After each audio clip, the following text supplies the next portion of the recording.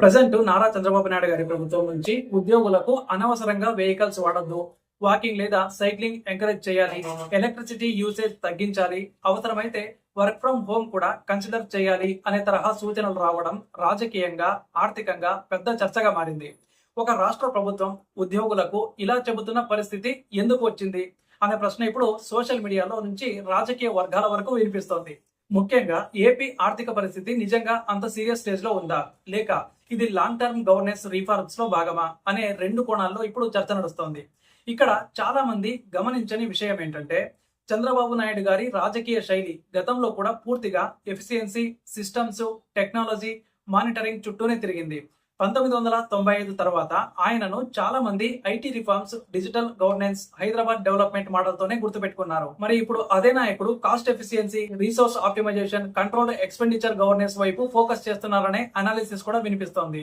అంటే ఒకప్పుడు IT revolution అనే పదం ఎక్కువగా వినిపించింది అంటే, ఇప్పుడు కాస్ట్ కటింగ్ గవర్నెన్స్ అనే పదం ఎక్కువగా వినిపిస్తోంది. ప్రభుత్వ వర్గాల ప్రకారం అన్నెసెసరీ ఫ్యూయల్ యూసేజ్ తగ్గించి, ప్రభుత్వ కార్యాలయాల్లో పవర్ కన్సంప్షన్ తగ్గించాలి, అఫీషియల్ ట్రాన్స్పోర్ట్ యూసేజ్ ను రేషనలైజ్ చేయాలి అండ్ ఎంప్లాయీస్ ఫిజికల్ వెల్నెస్ కూడా ఇంప్రూవ్ అవ్వాలి అనే ఉద్దేశంతో ఈ సూచనలు వచ్చినట్టు చెప్తూ ఉన్నారు. అండ్ కొన్ని నివేదికల ప్రకారం డిపార్ట్మెంట్స్ కి ఆపరేషనల్ ఎక్స్పెండిచర్ తగ్గించే దిశగా ఇంటర్నల్ ఇన్స్ట్రక్షన్స్ వెళ్లినట్టు సమాచారం వస్తోంది. అయితే అధికారికంగా అన్ని డిపార్ట్మెంట్స్ పై ఒకే విధమైన కంపల్సరీ ఆర్డర్ అమలులో ఉందా లేదా అనేది ప్రతి శాఖలో కూడా వేర్వేరుగా ఉండొచ్చని అధికారులు చెప్తూ ఉన్నారు. బట్ అసలు ట్విస్ట్ ఇక్కడే ఉంది. ఈ సూచనల వెనుక కేవలం ఆరోగ్య అవగాహన లేదా ఎన్విరాన్మెంట్ కన్సర్న్ మాత్రమే ఉందా, లేక దీని వెనుక పెద్ద ఫినాన్షియల్ ప్లానింగ్ ఉందా అనే ప్రశ్న ఇప్పుడు ఎక్కువగా వినిపిస్తోంది. ఇందులో మొదటి యాంగిల్ ఫైనాన్షియల్ డిసిప్లిన్. ప్రభుత్వ సపోర్టర్స్ అభిప్రాయం ప్రకారం గత కొన్ని సంవత్సరాలుగా ప్రభుత్వ ఖర్చులు భారీగా పెరిగాయి. Fuel bills, electricity bills, maintenance expenditure, office operational costs లాంటి రిక్యూరింగ్ ఎక్స్పెన్సెస్ పై కంట్రోల్ అవసరమని వాళ్ళు చెప్తూ ఉన్నారు. ముఖ్యంగా చిన్న చిన్న సేవింగ్స్ కూడా పెద్ద స్థాయిలో ఇంపాక్ట్ చూపిస్తాయి అనే వాదన వినిపిస్తోంది. ఒక డిపార్ట్మెంట్ లో రోజుకు కొన్ని వేలు సేవ్ అయితే మొత్తం రాష్ట్ర స్థాయిలో అది కోట్ల రూపాయల సేవింగ్స్ కి దారి తీస్తుందని సపోర్టర్స్ అంటున్నారు. కార్పొరేట్ సెక్టార్స్ లో కూడా చాలా సంవత్సరాలుగా కాస్ట్ ఆప్టిమైజేషన్ మోడల్స్ అమలవుతున్నాయని, ఇప్పుడు ప్రభుత్వ వ్యవస్థల్లో కూడా అదే విధానం వస్తుందని వాళ్ళు డిఫెండ్ చేస్తూ ఉన్నారు. అండ్ రెండో యాంగిల్ ఏపీ డెట్ ప్రెజర్. గత కొన్ని సంవత్సరాలుగా ఆంధ్రప్రదేశ్ అప్పుల అంశం రాజకీయంగా కూడా ఒక పెద్ద చర్చగా మారింది.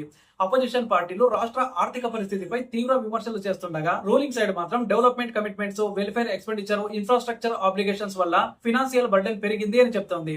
రిపోర్ట్స్ ప్రకారం రాష్ట్రానికి revenue generation, expenditure balance, borrowing limits వంటి అంశాలు ఇప్పుడు కీలకంగా మారాయి.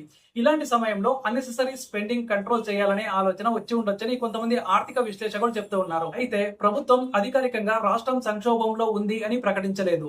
అందుకే ఇది పూర్తి డిస్పరేషన్ మెజర్ అని చెప్పడం కూడా సరైంది కాదని న్యూట్రల్ అబ్జర్వర్స్ అంటూ ఉన్నారు. అండ్ ఇది కేవలం కాస్ట్ కటింగ్ మాత్రమే కాకపోవచ్చు. అండ్ మూడో angle future smart governance model.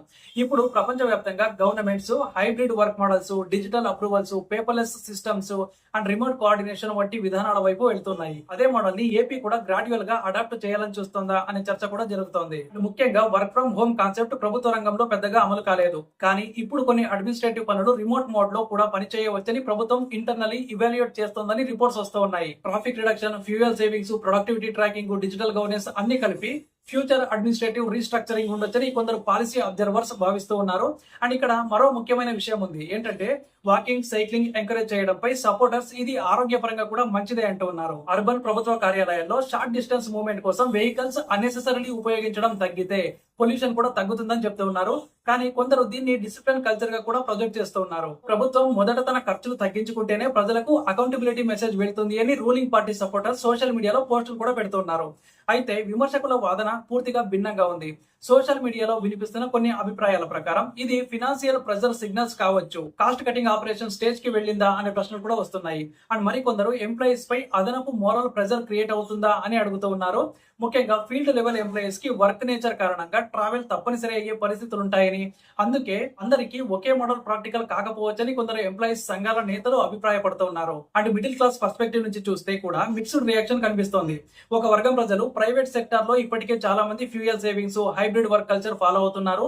ఇప్పుడు ప్రభుత్వ ఉద్యోగ వ్యవస్థలో కూడా ఎఫిషియన్సీ రావాలి అంటున్నారు. అండ్ ఇంకో వర్గం మాత్రం శాలరీ అర్నర్స్ మీద మాత్రమే సేవింగ్ బర్డన్స్ పడకూడదు, పెద్ద స్థాయి లీకేజ్ కంట్రోల్ చేయాలి అని సోషల్ మీడియాలో కామెంట్లు చేస్తున్నారు. కానీ అసలు రాజకీయ ప్రభావం ఇక్కడే మొదలవుతుంది. ఒకప్పుడు డెవలప్మెంట్ రాష్ట్రం అని చెప్పుకున్న ఆంధ్రప్రదేశ్ ఇప్పుడు సేవింగ్స్ గవర్నెన్స్ వైపు వెళ్తోందా అనే ఎమోషనల్ కంపారిజన్ కూడా ఇప్పుడు వైరల్ అవుతోంది. ముఖ్యంగా అపోజిషన్ సపోర్టర్స్ ఈ నేరేటివ్ ని అగ్రెసివ్లీ యాంప్లిఫై చేస్తున్నారు. అండ్ అదే సమయంలో రూలింగ్ సపోర్టర్స్ మాత్రం ఫినాన్షియల్ డిసిప్లిన్ లేకుండా ఫ్యూచర్ డెవలప్మెంట్ సాధ్యం కాదు అంటున్నారు. అండ్ సోషల్ మీడియాలో మీమ్స్ కూడా భారీగా సర్క్యులేట్ అవుతున్నాయి. కొన్ని మీమ్స్ లో ప్రభుత్వ ఉద్యోగులు సైకిల్ పై సెక్రటేరియట్ కి వెళ్తున్న విజువల్స్ క్రియేట్ చేస్తుంటే మరికొన్ని పోస్టుల్లో next step candle light officers అవుతాయా అనే సటైర్ కూడా వినిపిస్తోంది. అయితే ఇవి మోస్ట్లీ సోషల్ మీడియా హ్యూమర్ మాత్రమే అని గుర్తుంచుకోవాలి. అధికారిక పాలసీ డాక్యుమెంట్స్ లో అలాంటి ఎక్స్ట్రీమ్ మెజర్స్ ప్రకటించలేదు. అండ్ ఇక్కడ చాలా మంది ఓవర్లుక్ చేస్తున్న విషయం ఏంటంటే పబ్లిక్ పర్సెప్షన్ పాలిటిక్స్ లో సింబాలిజం చాలా ముఖ్యమైనది. ఒక ముఖ్యమంత్రి వేస్టేజ్ తగ్గించాలి అని చెప్పడం కొంతమందికి రెస్పాన్సిబుల్ గవర్నెన్స్ గా కనిపించవచ్చు, కానీ అదే స్టేట్మెంట్ ఇంకొంతమందికి ఫినాన్షియల్ స్ట్రెస్ సిగ్నల్ లాగా కనిపించవచ్చు. పాలిటిక్స్ లో ఈ పర్సెప్షన్ బ్యాటిల్ చాలా కీలకం.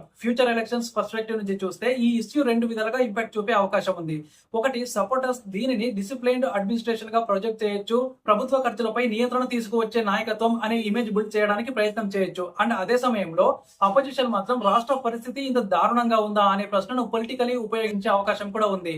ముఖ్యంగా మిడిల్ క్లాస్ ఎంప్లాయీస్ సెంటిమెంట్ ఏ వైపు వెళ్తుందో అనేది ఫ్యూచర్ పొలిటికల్ డిస్కషన్ లో కీలకం కావచ్చు. అండ్ ఇంకా ఒక అనలిటికల్ పాయింట్ ఏంటంటే ఈ తరహా సూచనలు టెంపరరీ అడ్వైజరీ స్థాయిలోనే ఉంటాయా లేక ఫ్యూచర్ లో స్ట్రక్చర్డ్ అడ్మినిస్ట్రేటివ్ రిఫార్మ్స్ గా మారతాయా అనే అంశం అన్నమాట. ఎందుకంటే ప్రస్తుతం ప్రపంచవ్యాప్తంగా governments AI based monitoring, remote file movement, digital attendance, energy savings infrastructure వంటి మోడల్స్ వైపు వెళ్తున్నాయి. ఏపీ కూడా అదే దిశగా వెళ్లే ప్రయత్నం అనే స్పెక్యులేషన్ పాలసీ సర్కిల్స్ లో వినిపిస్తోంది. కానీ దీనిపై పూర్తిగా క్లారిటీ రావాలి అంటే అధికారిక డీటెయిల్డ్ పాలసీ డాక్యుమెంట్స్ లేదా క్యాబినెట్ లెవెల్ అనౌన్స్మెంట్స్ రావాల్సి ఉంటుంది. కానీ ప్రస్తుత పరిస్థితి చూస్తే ఒక విషయం మాత్రం స్పష్టంగా కనిపిస్తుంది.